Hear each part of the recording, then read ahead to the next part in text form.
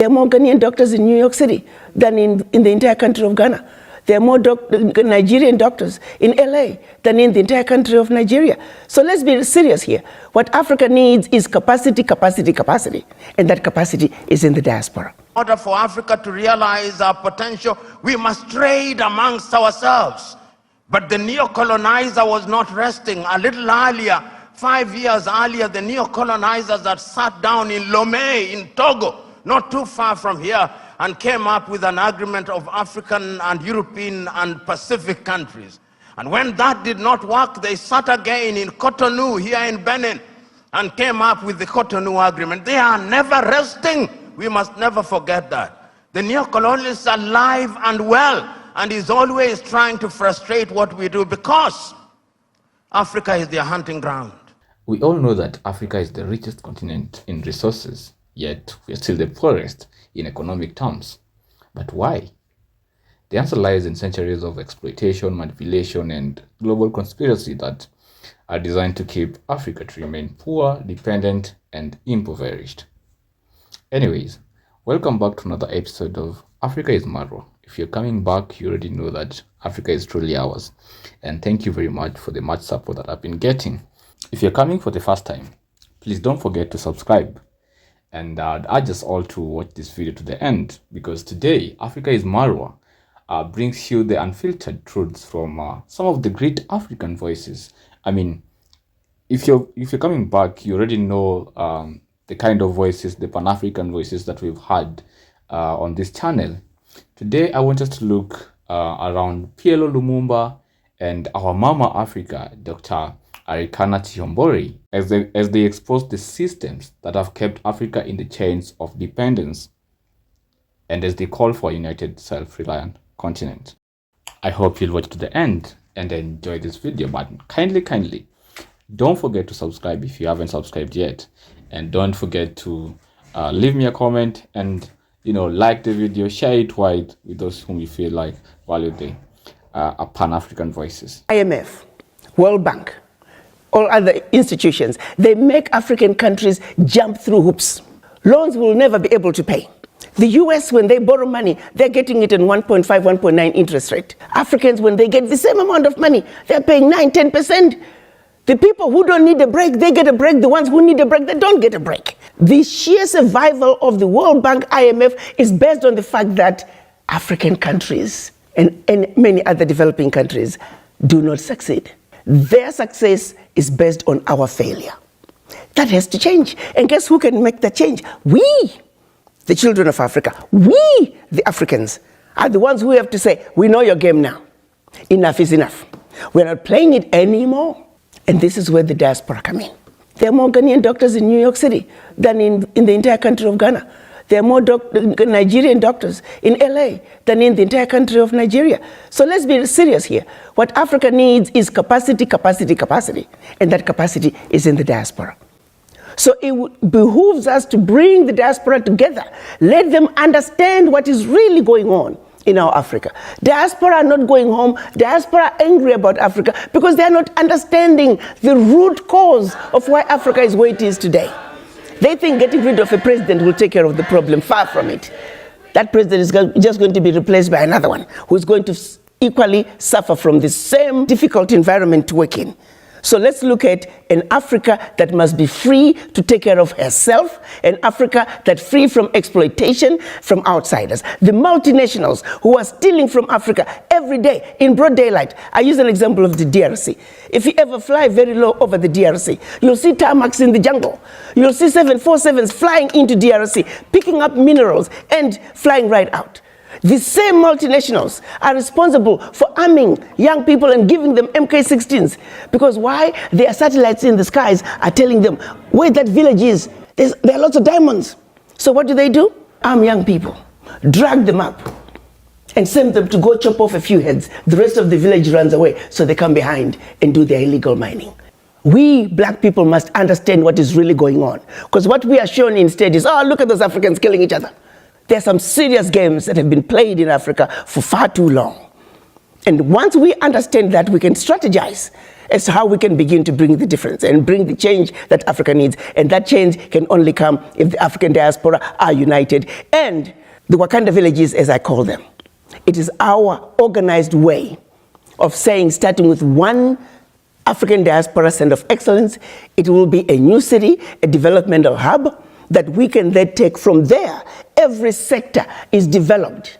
Take healthcare. How many doctors do we need in this region to take care of this many people?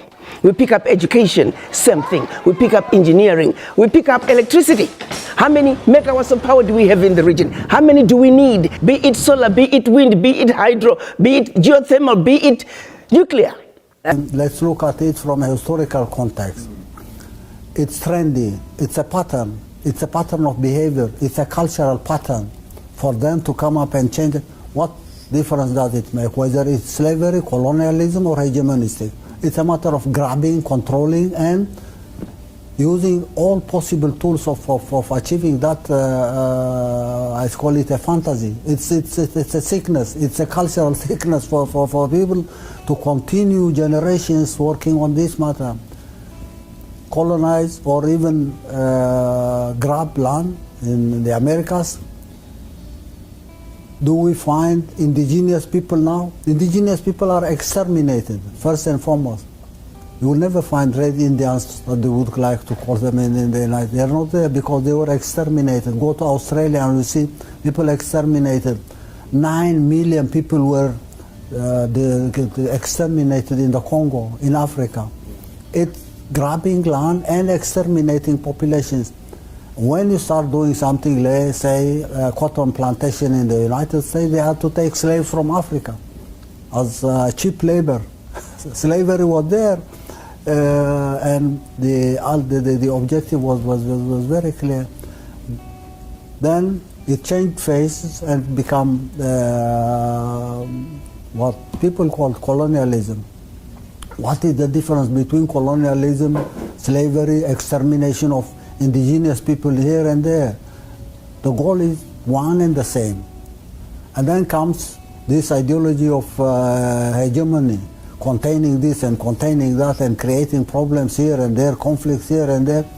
It's the same tactic. It's the pattern, and the trend is obvious for everyone. Now, people have learned their lesson. They're working in solidarity to extricate themselves out of this cycle. It's a cycle. It continues, and happens.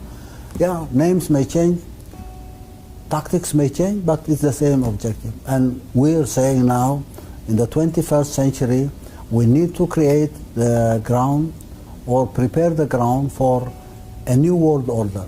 We'll never continue to live like this. And I talk about Africa, but Asia, go there. It's the same thing. Looking for conflict between us and that nation.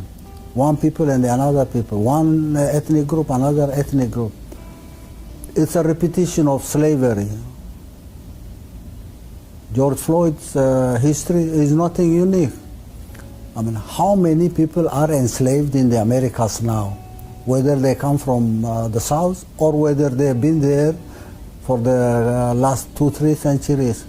The same thing going on in many parts of the world. So it's trendy.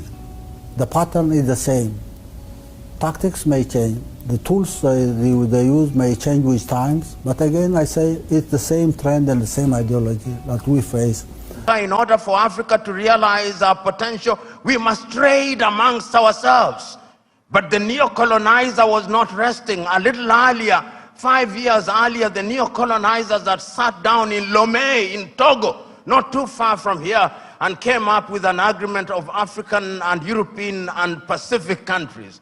And when that did not work, they sat again in Cotonou here in Benin and came up with the Cotonou Agreement. They are never resting. We must never forget that. The neo-colonialists are alive and well, and is always trying to frustrate what we do, because Africa is their hunting ground.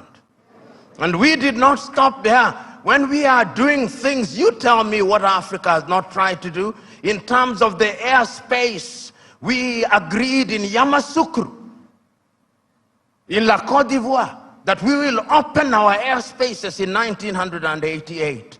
We sat in Abuja here in Nigeria in 2001 and said we were going to spend not less than 15% of our budget in the health sector. We sat in Malabo, Equatorial Guinea in 2014 and said we were going to focus on agriculture. We sat down in Maputo in 2013 and said we were going to ensure that our women were mainstreamed in the activities of Africa. We sat down in Abuja in 2013, in 2014 and said we were going to have free movement of people, and once again sat down in Kigali, Rwanda 2018 and said we were going to eliminate visas. We sat down in Abuja and said that we were going to silence the guns in 2013. We did not. And we sat down in 2020 and said we were going to silence them. And now the guns are alive and well. And who are supplying us with the weapons? It is not us. It is others. Should we blame them? Yes, we should. Should we blame ourselves? Yes, we should. So Africa has always been a battleground. And the rhetoric that we see and the manner in which we ourselves are educated. My sister talked about education. But really, what are we teaching ourselves? It is fella Nicola Pokuti said, "Teacher, don't teach me nonsense." Well, that's it for today. Thanks for tuning in up to the end.